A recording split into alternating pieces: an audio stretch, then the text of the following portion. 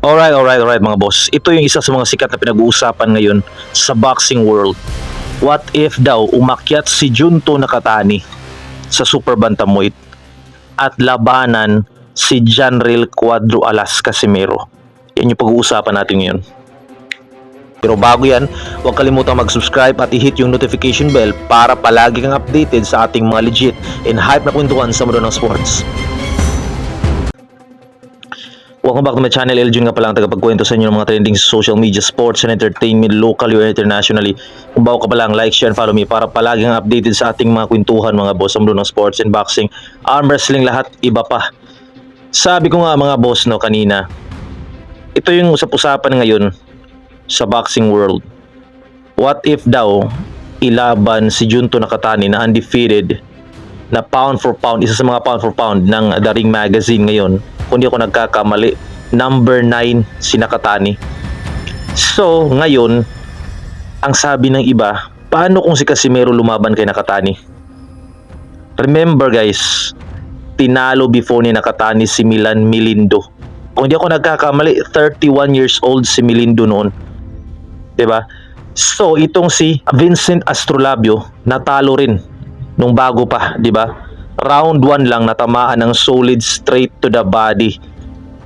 Ibiglang napaaray si Astrolabio, knockout. So talagang may lakas and may galing yung Junto Nakatani kasi kababayan din na Naoya Inoue. 'Di ba? Mga Hapon na malakas din yan talaga, and disiplinado. Every training, focus, 'di ba? Siyempre si Janril Casimero, kakapanalo, napanood natin. Super bantamweight, mabigat na timbang, 122. Si Nakatani ngayon nasa 118. So syempre ang usap-usapan, bali-balita na gusto rin daw makaharap ni Junto Nakatani yung Naoya the Monster Inoue, yung champion din, kababayan niyang Hapon. Ang sabi ng iba, what if si Casimero muna labanan ni Nakatani? Ito hindi natin masabi mga boss dahil magkaiba sila ng weight class. But kung aakyat si Nakatani, kasi si Casimero hindi na yan bababa eh. Sinabi na ni Casimero na 122 na yung kanyang gustong timbang talaga, or maybe aakyat siya soon. Pero kung si Nakatani yung umakyat, kasi matangkad itong Nakatani mga boss kung di ako nagkakamali 5'7", di ba? So ngayon, kung aakyat to, talagang magtatagpo sila ni Casimero. Baka, di ba? Especially kung maging rank 1 to si Casimero. Ngayon, ang tanong ng karamihan, paano kung magharap sila? Ano yung mangyayari? Sino yung sa palagay mo Yamado, Dihado? Comment down below nga kayo yung tatanungin ko kung si Casimero at Nakatani nagharap silang dalawa. Sino sa palagay mo yung may chance na manalo? Nakatani or Casimero? Comment down below.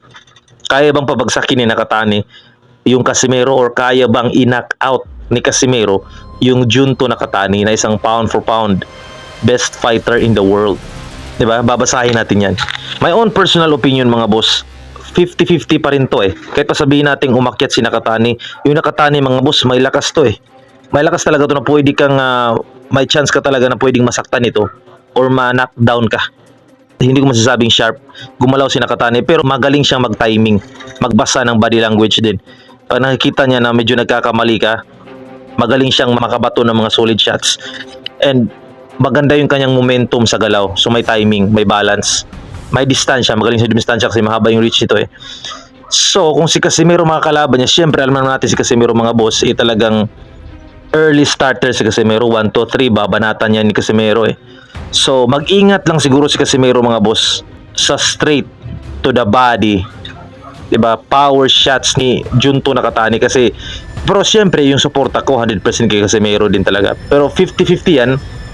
But still kay Casimero ako mga boss syempre yung suporta ko Pinoy nga, pero mag-ingat din talaga si Casimero kasi hindi to easy fight, or masasabi natin hindi magaling na boksingero Yung Nakatani talaga is, kaya siya nilagay ngayon sa pound for pound kasi meron talaga tong skills and galing, may lakas din, champion, di ba?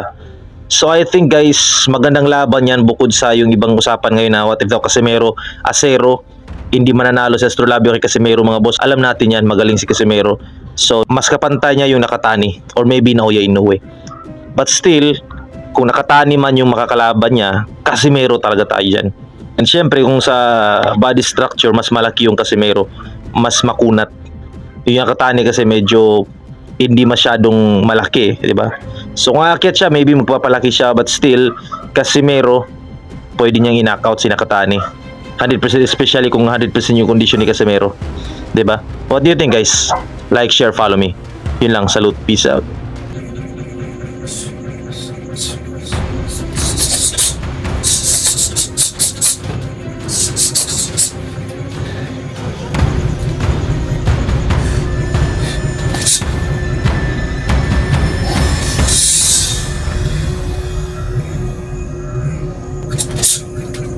Diba?